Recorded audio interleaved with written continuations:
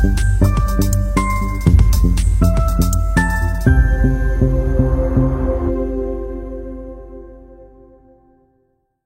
of all, so thanks all for joining.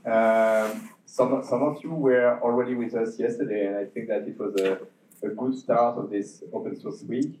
Today, with a full workshop about ORC, personally, I'm very proud of having a very diverse attendance with lots of people with different backgrounds. Like I said it yesterday, but we have security experts, we have lawyers, we have developers, open source veterans, etc., and industry people, people from lots of different foundations too. And I think that I hope that will be the secret sauce to achieve a lot of good progress today. And so, well, I don't think you are here to listen to me. I think that we can do something a lot more participative. So let's get Toby and Juan started, and let's make it as participative as possible. Thank you.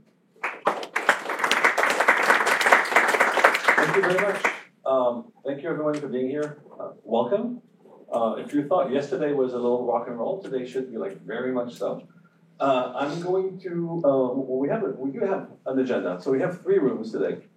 We're going to do some short sort of introductory presentations. It's not going to lie, it's going to be the same slide deck as yesterday. So if you were there yesterday, we're going to try to get a bit deeper into the topics, and then we're going to get right on into actually doing some workshop work. And at noon, we're going to have a fireside chat, not only with Philippe, who was there from the commission yesterday, but in the spirit of moving fast and like getting people together. Lucia kind of offered yesterday from Sensen, like kind of offered to join that fireside chat and do a presentation about the work that they do there.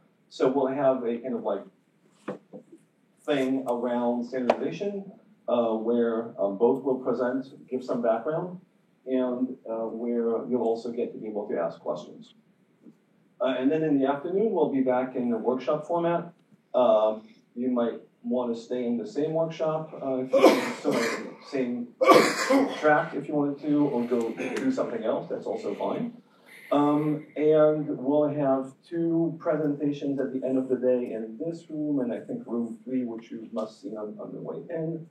Where we'll start talking about the vulnerability handling specification that Marta and Mika have been working on at Eclipse, and that we're going to be able to contribute really quickly as soon as we get the licenses in order.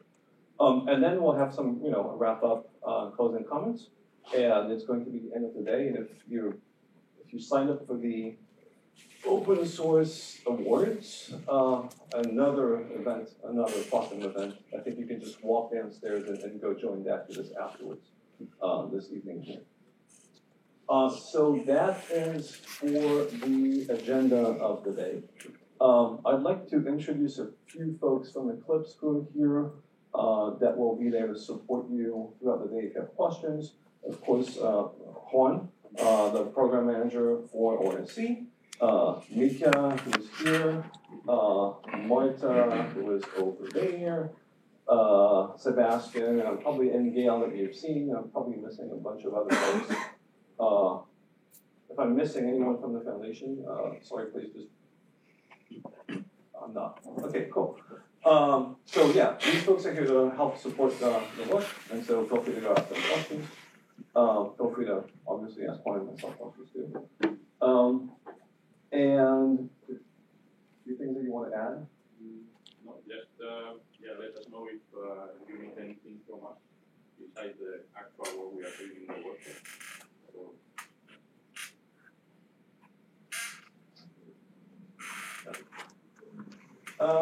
So that's the presentation I gave yesterday. And yeah, I wanted a picture that actually matched the color scheme. And I think it's like good enough. And also, and so, yeah, so the idea for me today is to give you an overview of sort of like high level and like the specifics, because moving from the CRA is here to what do we do about it is actually like the work that ORC is about and that we're going to start together. And so first I'll go through fundamentals that I went through yesterday. So why the CRA, who does it impact, what exactly does it do, how does it do it, and like sort of the timeline, because the timeline is short and it's important. And you all know about this, but I'll skip over the CRA innovation aspects, which is that it tackles the whole supply chain, and not just what's procured or built in-house, right? And that's a really big difference, and this is why the CRA is not sort of like your complex compliance as usual. It goes way beyond this. It's not just like checkbox compliance. And then essentially, how ORC working with steps, and this is the work we're going to do today, right? And so how do we transition from understanding what the CRA is to actually like figuring out what our role is and how we can impact and make sure that open source is properly considered in the implementation phase of the CRA. So I went over this, and I think Dick Willen talked about this also yesterday in the panel, which is the idea that at its core, the CRA is kind of well aligned with sort of what we've seen happen in software over the last decade, and sort of how the open source community thinks about these things, right? Which is, there's been an increase in cyber attacks, an exponential increase in like vulnerability and a number of things, which is essentially really tied to the fact that software is everywhere, right? And the moment software is everywhere, suddenly the risk becomes specific to different places where software is used, and it really impacts directly the lives of individuals and businesses. And one of the things that is quite clear is it's not really easy for lay people and regular businesses to understand cyber risk upfront. And part of the role of the goal of the CRA is to make that easy. This is where the C is marked. So that's the goal, right? It's to make sure that safeguard consumers and businesses who are buying and using products that contain software. And the goal, again, like the intent of this CRA is like, it's not just to for folks to do compliance, it's to actually do like meaningful change, to make security better.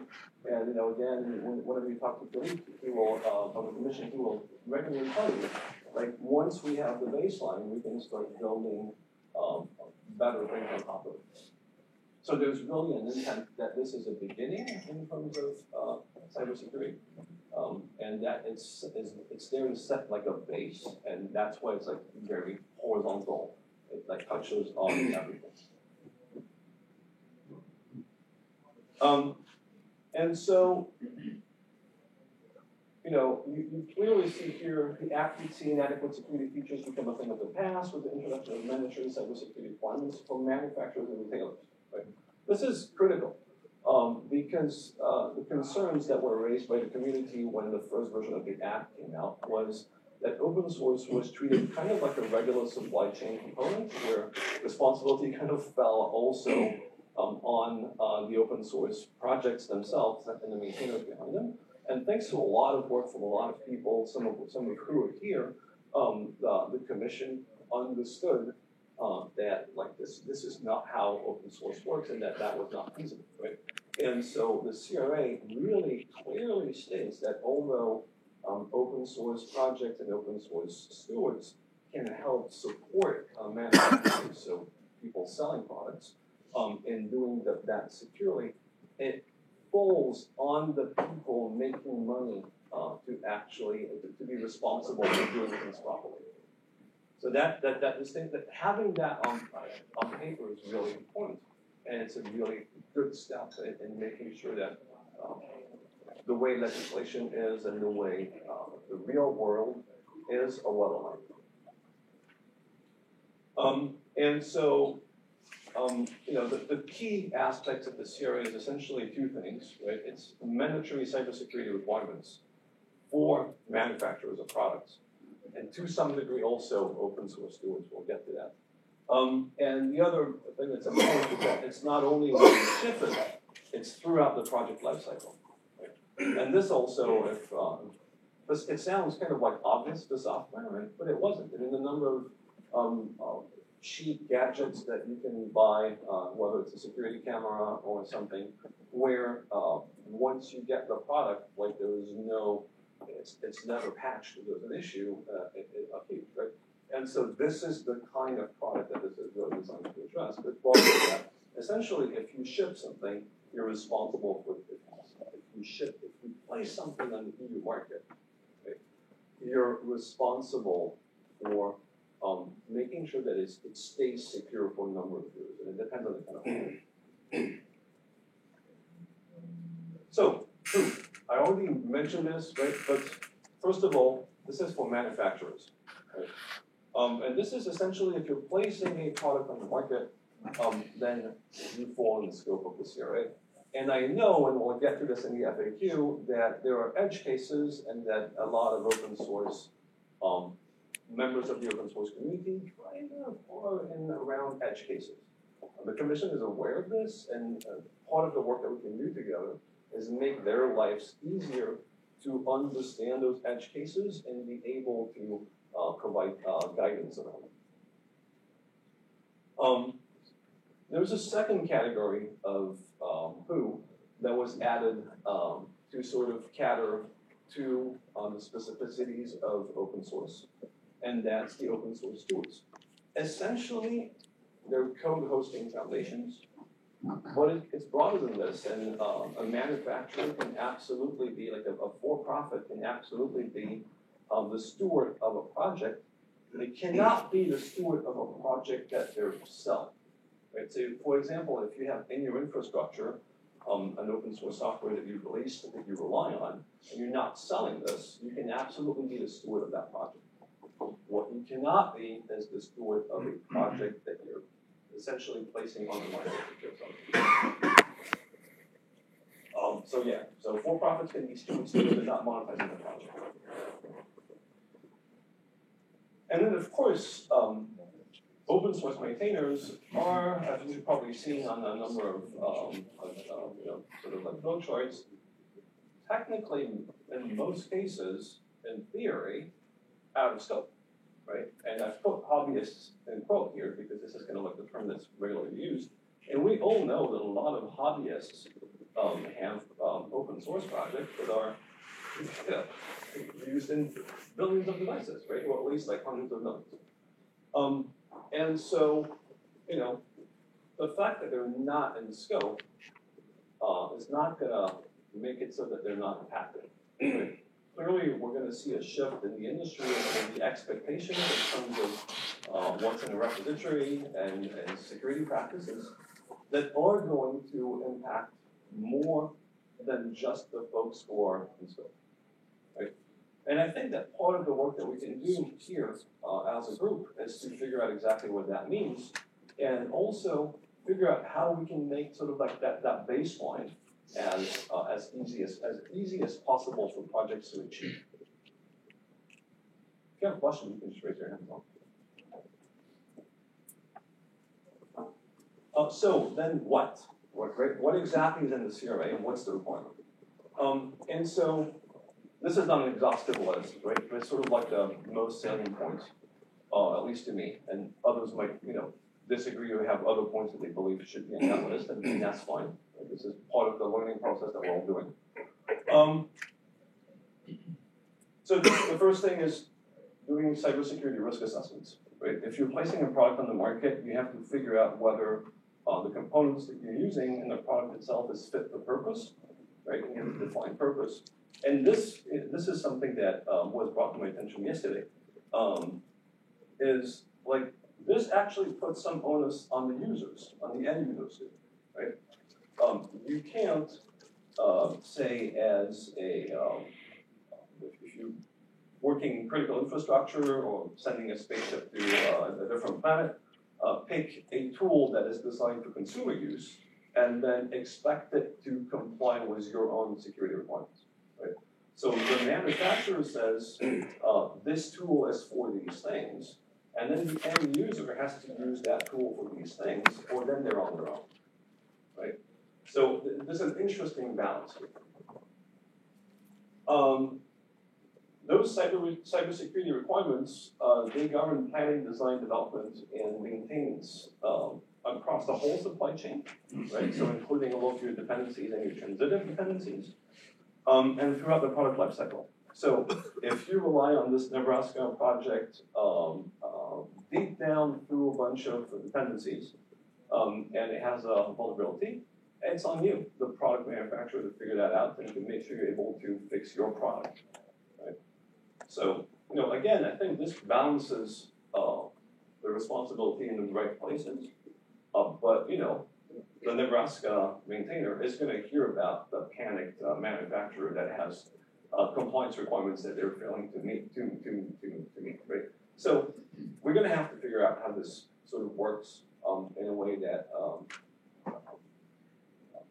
conversations keep civil and maintainers don't get like a bunch of emails of like, panicked requests from procurement or someone saying, you need to fill that form for me, right? And then there's the whole aspect of managing reporting vulnerabilities and also upstreaming fixes.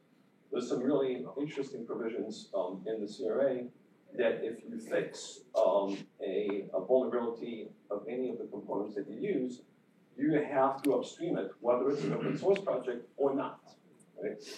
So it's kind of like, lawyers, please block your ears when I say this, kind of a GPL for vulnerability fixes. Okay? It's obviously not that, but you get the idea. Now I know how many lawyers are in the room, and I also know how many lawyers lied.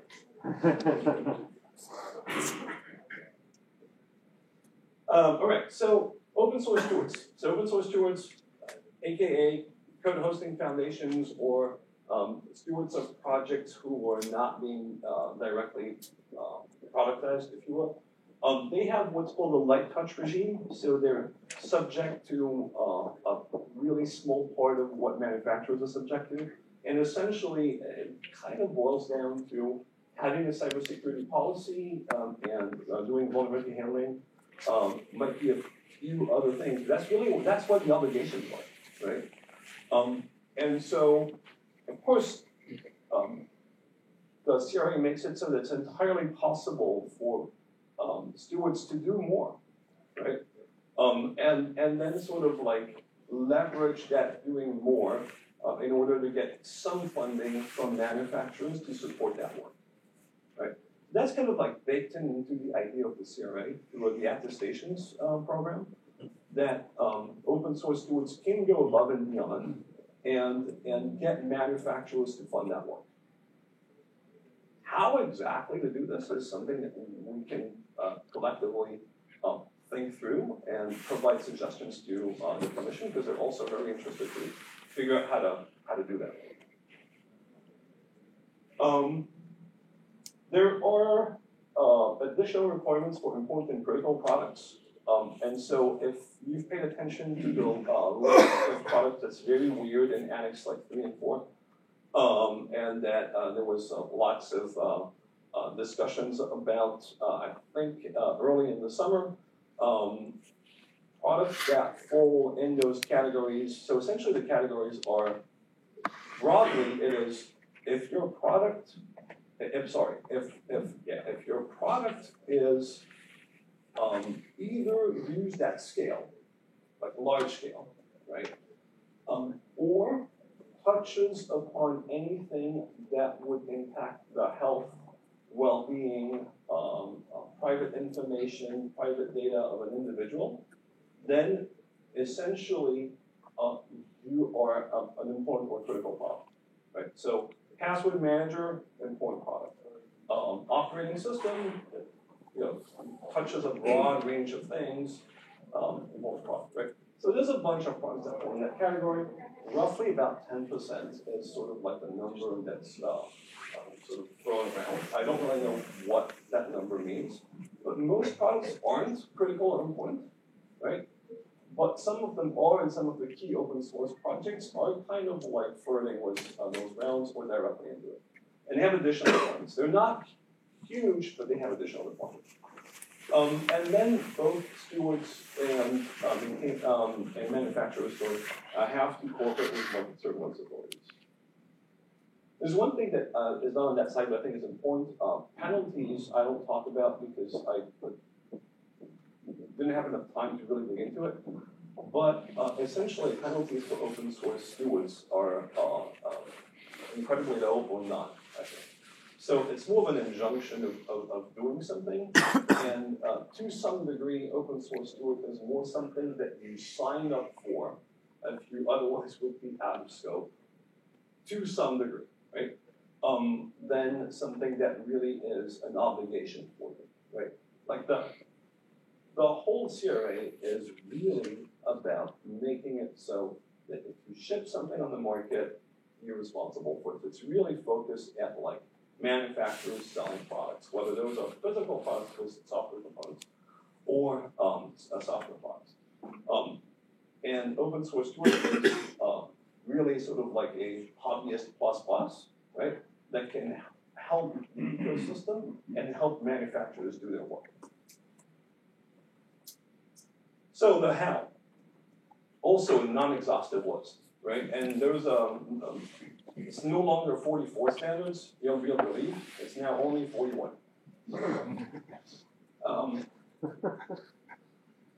And just to be clear, like, yes. A serious question, what happened to the other 3? I can answer that question, that's a good question, actually. So in the list of,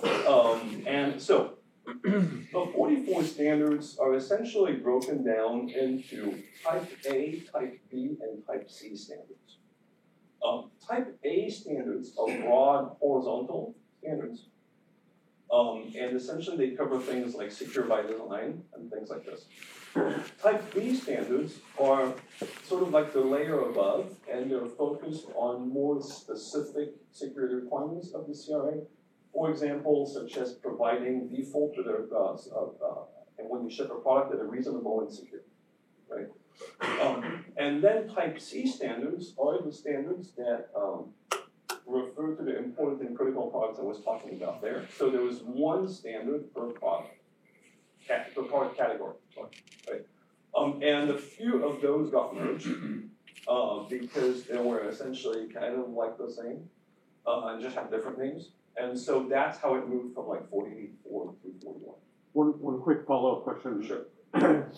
Hopefully mostly for the Americans, hopefully the EU folks know this. Who did that merging? The commission. So the way this works is and I'm not one Swiss also, so I'm like some of the details of how it works here escapes me. But that's an excuse. I'm also half French. Some Europeans agree. All right, wonderful.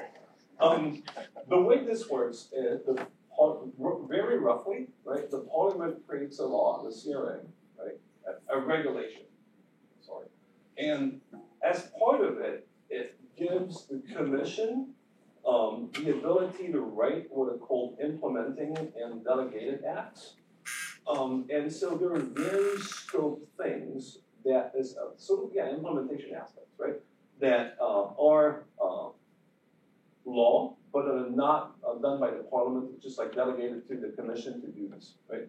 And they have a number of them, one of which is the ability to ask European standard organizations, ESOs, so Sensenarec and ETSI, to write standards.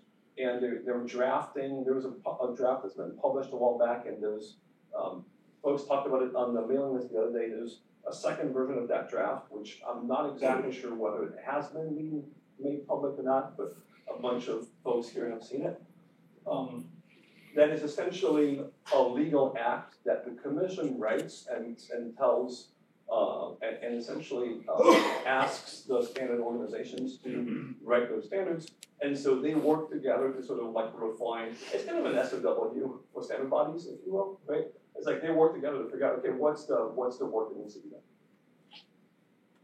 Those were great questions. Any other questions? So one thing I want to add about the 44 standards, and I don't know if I should tell you this or not because it's both sort of fun and also a little bit scary. The structure of the standards and the structure of the CRA legislation is based on safety standards for hardware products, so chainsaws and stuff like that, right? And they have the same sort of structure for the safety standards for hardware that they have for the security standards for software. Essentially, Type A standards, we have like basic safety things like you want to make sure that you're packing, like hardware don't injure people and things like that, right? And then in the products, you have like very specific application of those sort of like low-level principles to a specific product, right? So it's going to be different if you're talking about a chainsaw or a nuclear power plant, because I think they're covered in the same set of rules, right? So it's very broad, right? And as a result, you end up having a whole bunch of Type C product standards, so the one that moved from 44 to 43. So here, roughly, we have, I think, one Type A horizontal, right? About 12 Type B, which are sort of like the mid-layer, more still horizontal, but more specific to the topic. And then about 20 Type C, sort of the product standards, right? In hardware, they had 800, right? And the commission has the power to add more, right? So it's to be expected that more products will have their own dedicated standards, right? This is both a good thing and a bad thing. Yes, please. Would it be too presumptuous to think that the different standards as they emerge affecting open source differently based on the risk category of a particular type of device or hardware or software usage?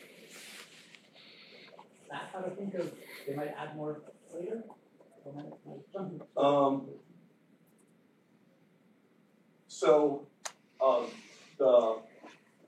If open source was used in a chainsaw versus open source in the power plant would have different requirements on the same open source. So I'm going to try to address the question differently because part of like but you wanted to say something? Maybe So I think it was natural for, let's say, a standard, let's say, for some type of tamper evidence class of hardware to impose additional requirements which would, essentially, in their essence, affect what you can do in open source. Quite possible. And very simple would be that certain aspects of design need to be confidential or whatever else. Also supply chain.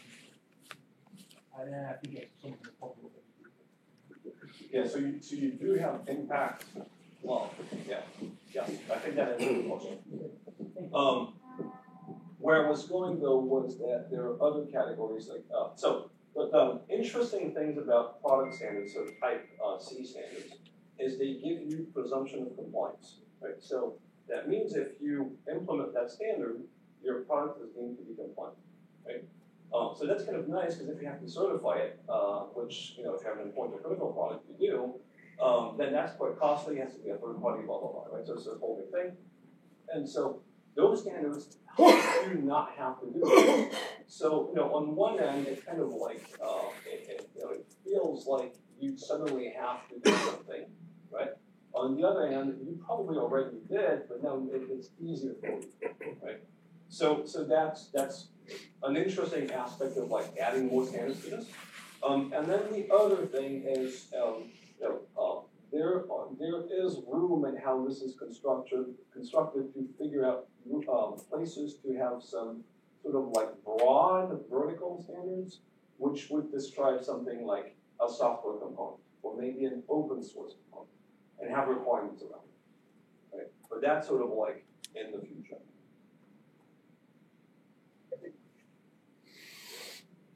Additional implementing acts, so these are other things that the commission can do, including creating an attestation program, writing its own SBOM standards if they don't like the existing ones.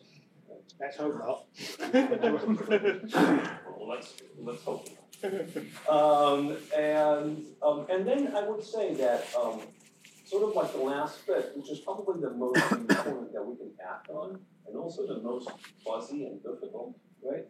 It's essentially formalizing best practices of the open source community and how we handle security. And the reason for this is manufacturers have to perform due diligence on the software that they ingest, right? And if that's really hard for them to do, it's going to be very complicated for just open source to continue to be usable.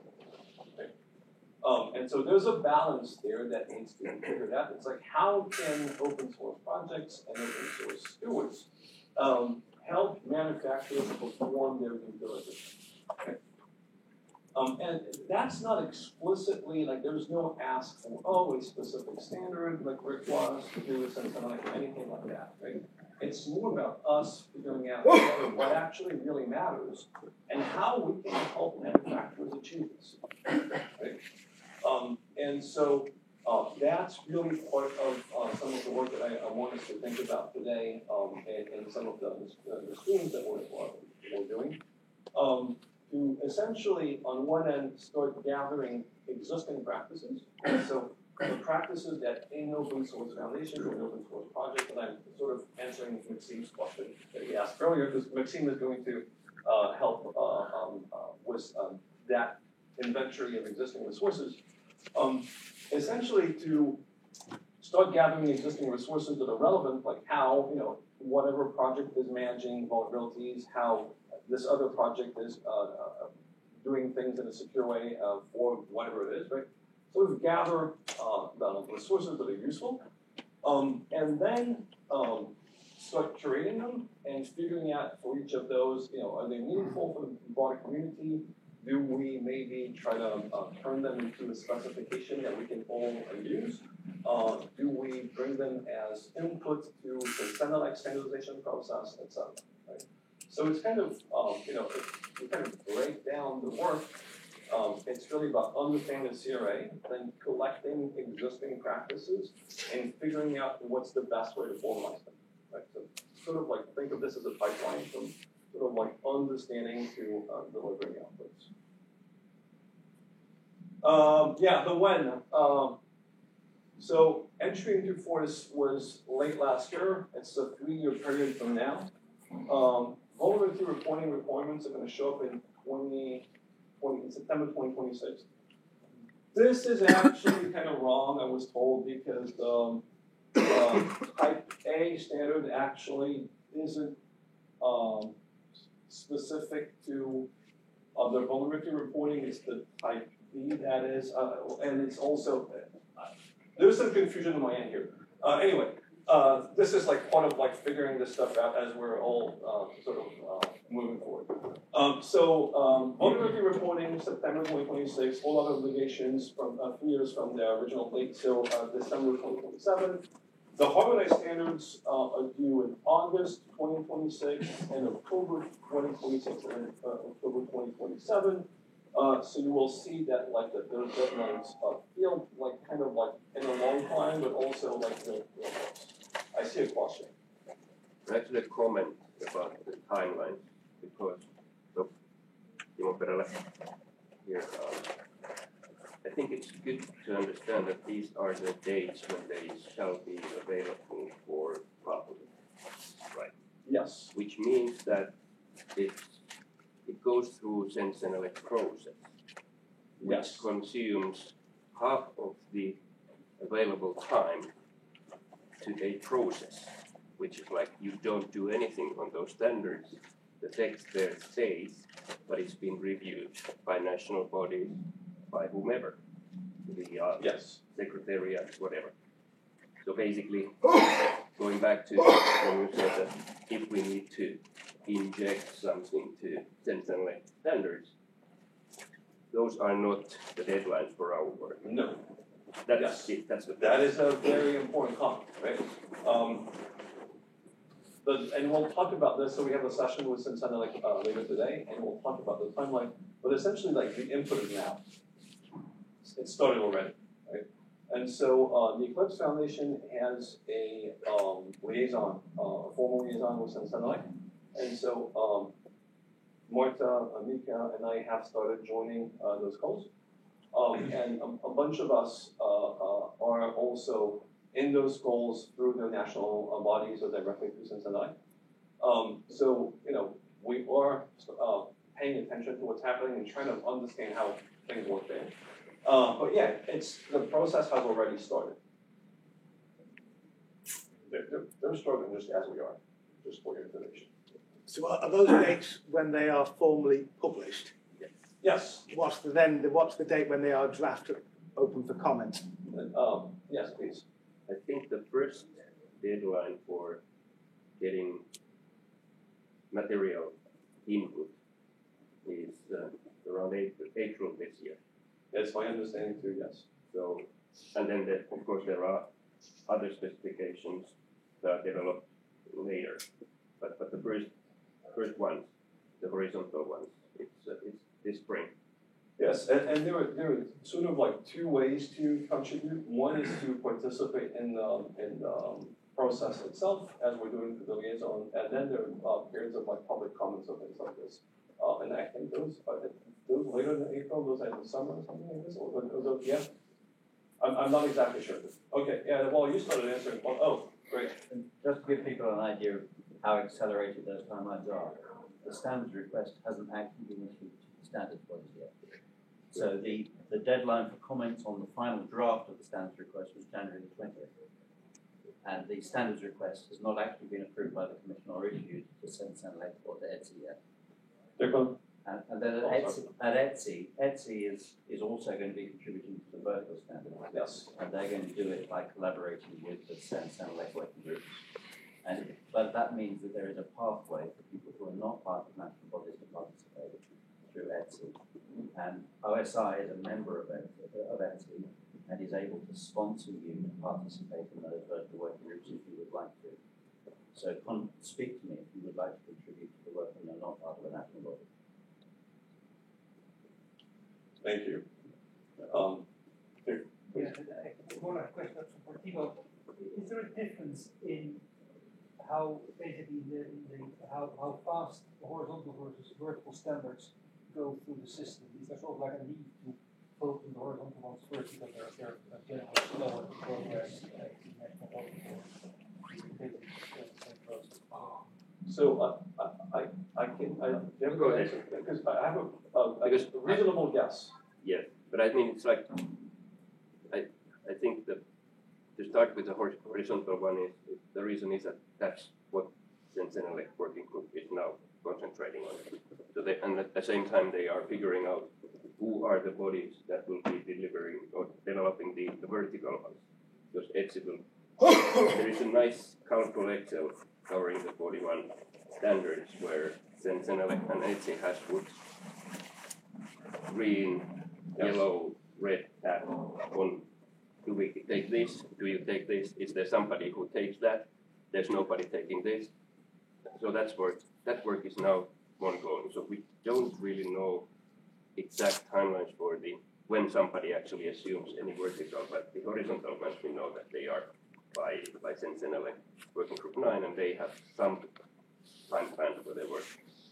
Yeah. So to complement this, my understanding is that the product standards, so the Type C standards that ETSI is focusing on, essentially, are essentially implementations of the higher level principles that are spelled out in the Type A and Type B standards, and that are specific to a product. Right?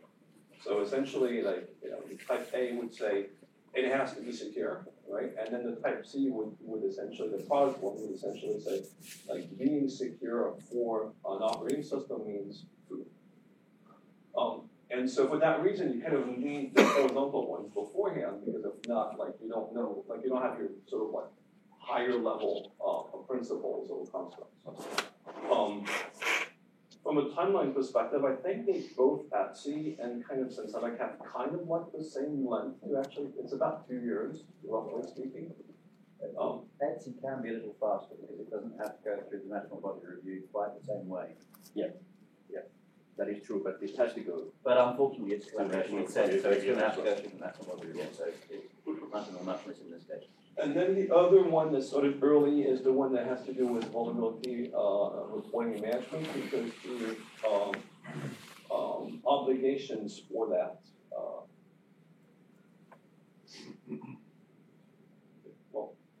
Here are earlier.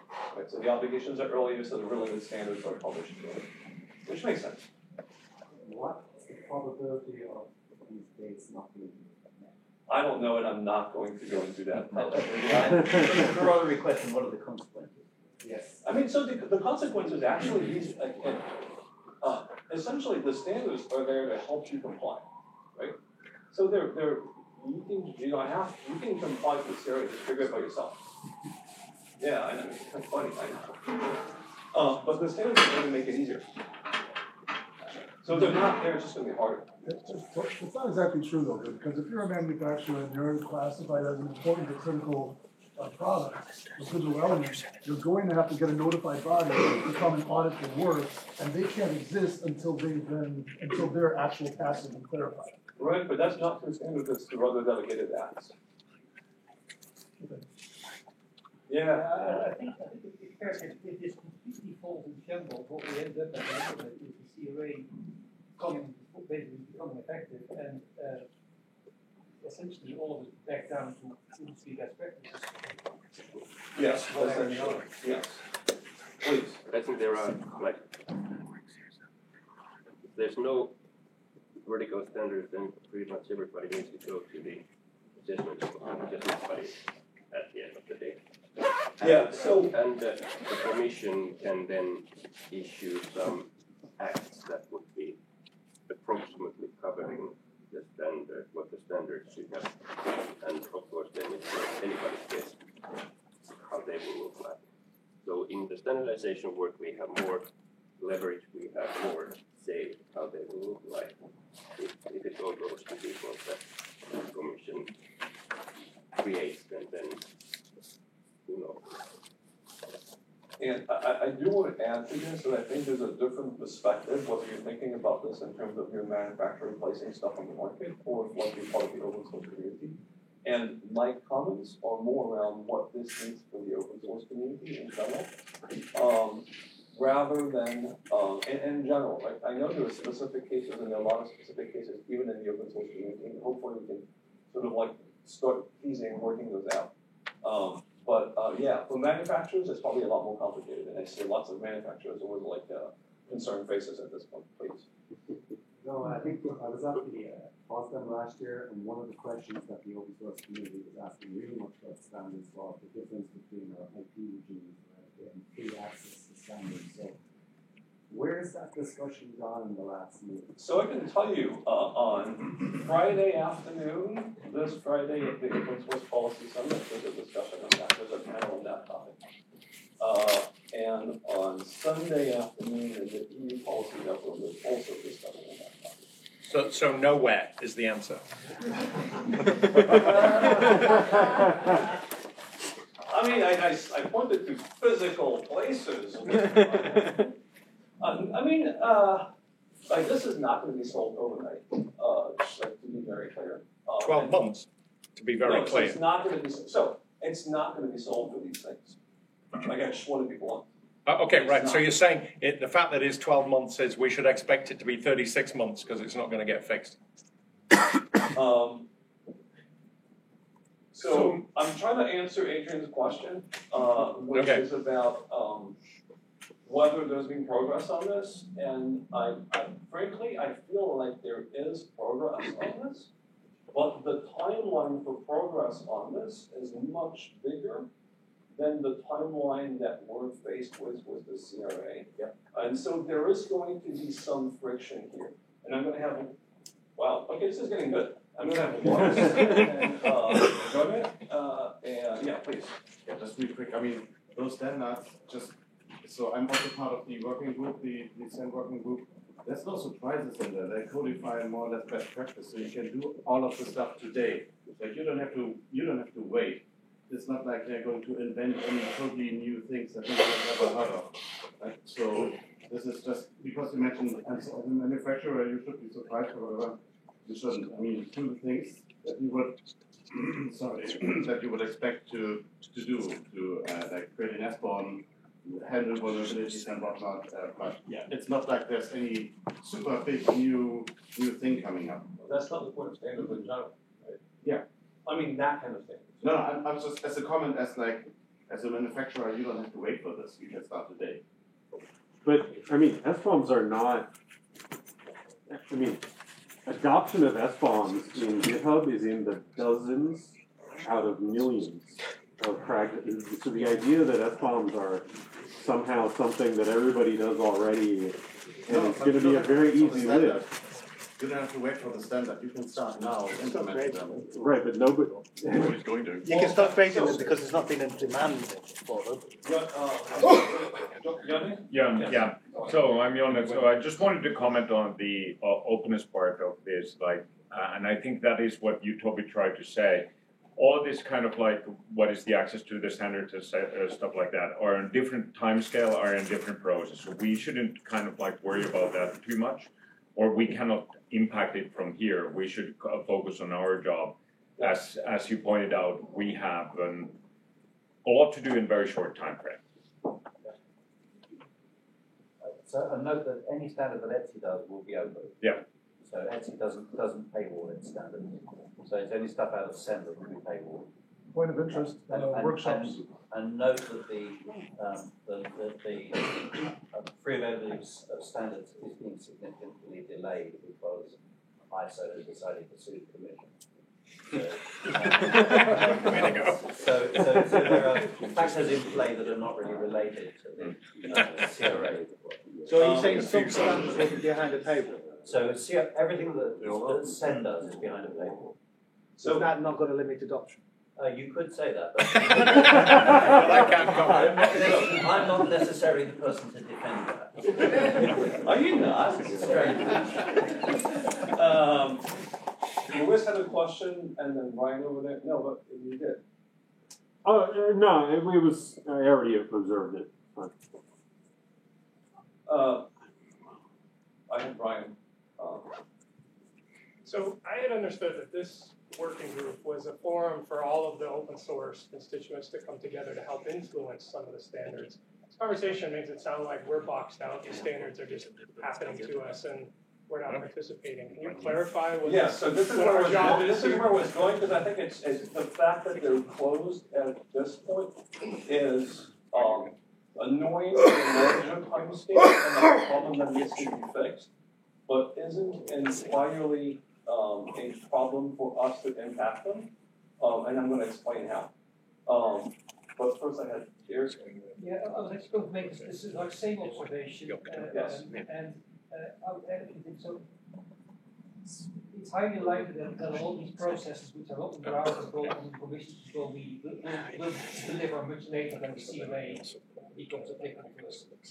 So I think, and we also have things like product liability insurance, things like that, which have to stay valid and so on in the industry. So I think it's basically, I think it would be wise to simply plan for the fact that at the end of 2027, all of us will basically have to implement sort of like industry best practice as defined and accessible to us at that time, which essentially is what we as open source make available, and perhaps it's available in a few places like Etsy. And yeah, basically, then a few years later, those sort of like more closed standard processes start emitting their stuff. But by that time, essentially that either matches what the industry is already doing, or it's yet another that standard. So I think from a strategic perspective, it doesn't matter which way it goes. I mean, it just matters of setting standards. I emphasize two different types of impact here. One that has, I think, a higher risk to open source stewards. Standards around which specific format you use for an SBOM, for example, something like that, or how deep the SBOM is in the dependency tree. These matter to projects because implementing them or re-implementing them takes labor from volunteer communities. But technically, once done, it's a best practice. To your point, it's a best practice. More projects should be doing it. They just need the support to do it. The other risk that I think has gotten very little attention so far is things like vulnerability reporting or brief reporting requirements, where those get implemented, if they are not done with the participation of the stewards, there's a risk that the obligation is far too cumbersome and break the social contract. So that kind of stuff really needs to be done in a transparent way. I can answer the first part. So the current draft of the standard says top-level dependencies only, if that helps anyone in the room. That is good information and utterly useless. So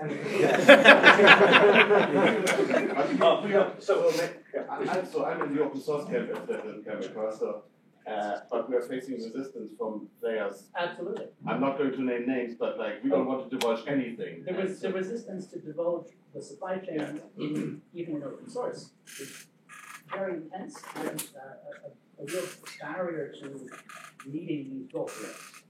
But the second consent, not a lot more consent. Like, I'm not sure how to re-articulate it like that.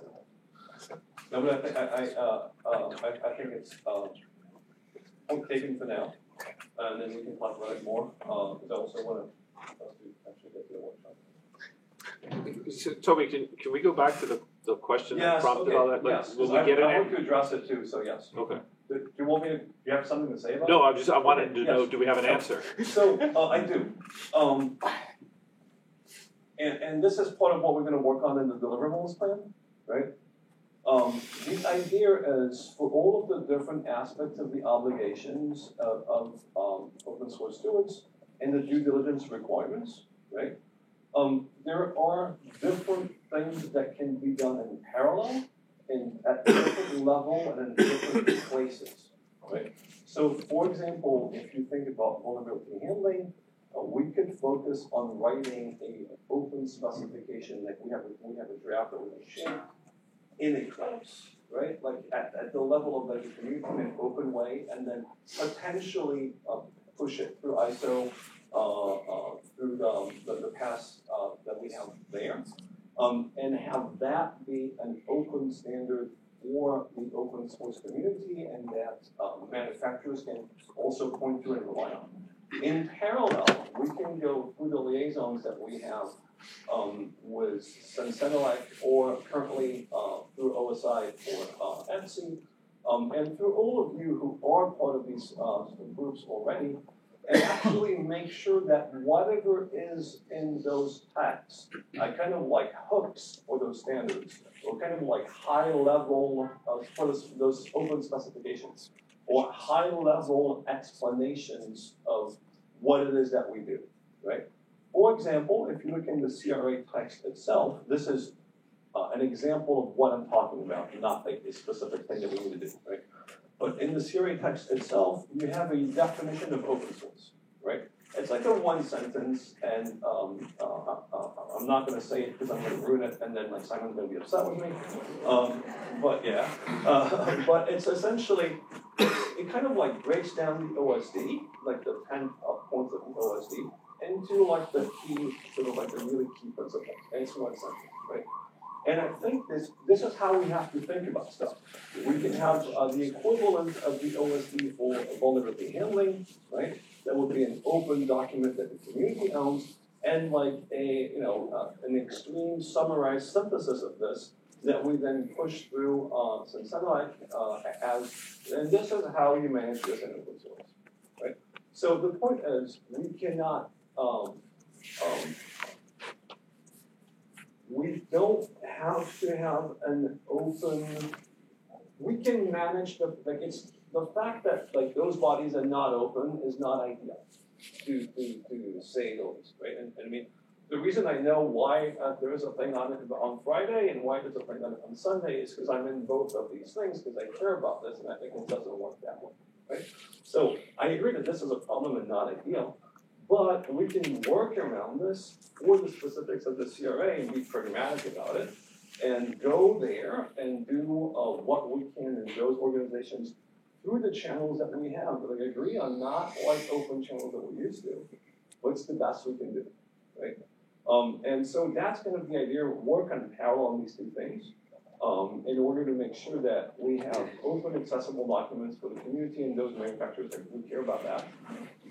And then at the same time, that we don't have contradictory injunctions from closed standards. That's kind of like the best, that's what the best, at this point, that goes.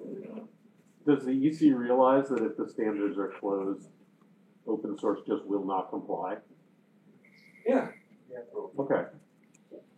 Yeah. Which is like 95% of the software. Yeah. But even if they're open, you have a challenge that the community will comply. Yeah, of course. Oh yeah. But it's just it's a more than 0% chance as opposed to a 0% chance. So Toby, I think, and correct me if I'm wrong on the other side here. The question was like, the group here was intended not to just accept that this framework exists. It was intended to try and still continue to raise challenges to it, and try and either offer alternatives or suggest how to better deliver the intent, not just accept that the structure exists and we have to figure out how to work inside it.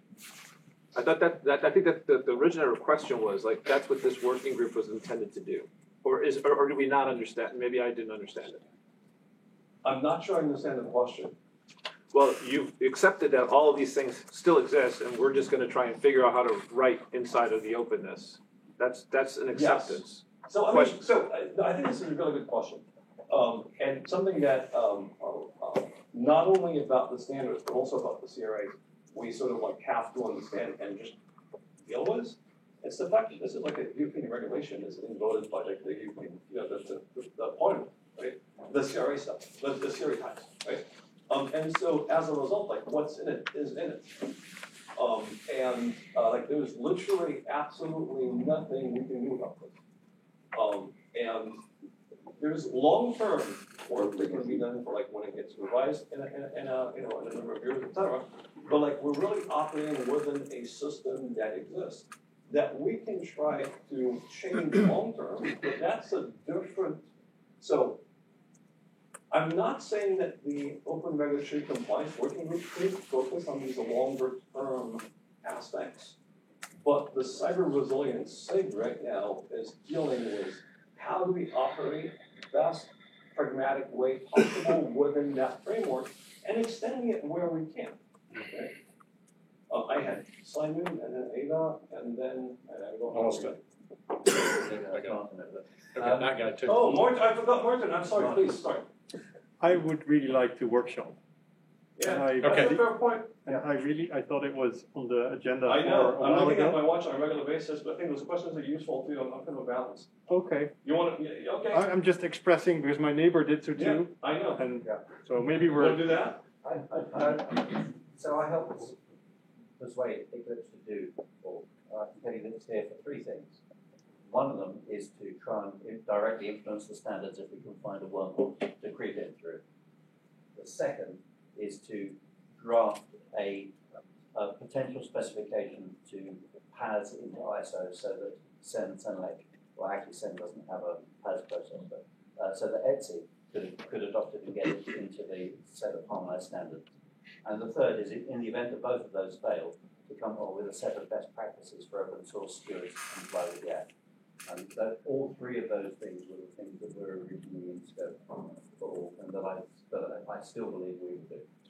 So you want? I think I had Eva. Okay, fine. Yeah. Simon just said everything I was okay, cool. hoping someone would say. So your assertion that the law is cast, it's handles at the high level, right? Yes, you can't change the name and labels of the things that they've said, but there are pointers to pointers, and as Simon's pointing out, we can change the things that are inside of those locations without messing with the law. I mean, I entirely. So do what Simon says, right? Simon says. Simon says. Actually, do what Martin Okay, no, but I mean, yes, I don't have anything to add to that either. If there's in any way what I'm saying is not aligned with this, then, okay, good. I think to some extent we want to help people in Workshop, don't we? Yeah. Workshop, because we don't have a lot of time before folks from the commission show up. And then we're going to be back here and asking questions again. And so I think what we're going to do to make it faster is I'm going to call on stage all the folks that I emailed this morning. So that was Simon, Maxime, Victor, Adrian, Louis. Please come over here so folks see your faces. So here it is. We're going to work on essentially three things. One is the FAQs, right? And this is for folks who need to better understand. Oh, wonderful! Wow, you get a little red patch of sorry. Oh, so yeah, this is fancy. So you can put on your label so people like can run for you if you want. But so large. Yeah, I know they're big, right? Essentially, three things that we want to work through, and they're kind of work in order from education to curation of existing best practices and content to actually figuring out how we turn those inventory resources into deliverables and by broaden what deliverables mean, right? It can be a comment through Sentinelect, or it can be a spec that we then push through ISO if we want to. So Louis offered to help maintainers write the questions that they want to write and ask, and so if there are people who are interested in like the impact on maintainers of the CRA, you could raise your hand so we have a sense. Okay, so good. So Louis will be the person for this. Victor has a background, has like contributed to FAQ quite a bit already, has a legal background, and works for small, medium European organizations. So if you sort of like in the SME, European SME account, like he's a good person to go to work on these questions. Then I'm going to go to Adrian. Adrian is going to focus more on the manufacturers who are consuming open source, potentially larger players, because there's more his background. Also work on the FAQs for that. He started working on FAQs already. And then Simon is going to work on the FAQs with people who don't like the other three. So there you go. Yeah, it's an odd choice to put Simon in that position, but why not? And then Maxime is going to help out on work on the inventory. And so the inventory is in the same repository right next to the FAQ. And it's an inventory of resources that are related to all of the obligations of stewards and the due diligence requirements of manufacturers. So it's essentially how we already do things in order to have material that we can then formalize in the deliverables plan. And so the deliverables plans, I'll be running that in, I think it's room 3. And that will be focused on essentially figuring out the specifics of what the working group wants to do and deliver this year. So those are kind of like the 3 large activities, and I have a question. So can you help me understand the difference of going with Louis, Victor, or Simon? Because they seem similar to me in their topics, but maybe I'm... So the idea is like, those are going to be very sort of hands-on sessions. This is going to be turned this afternoon into a room with like tables, sort of like a more of a, I don't know what you call it, like a thing with tables. Thank you. And for what it's worth, I will be instinctively pushing my group to focus on very small, like how is this impacting projects with 1 or 2 maintainers? Because maintainers obviously covers like a huge spectrum, but I mean, we'll be doing this in GitHub, so it will sprawl. And I was going to say, have the information going to be shared? Because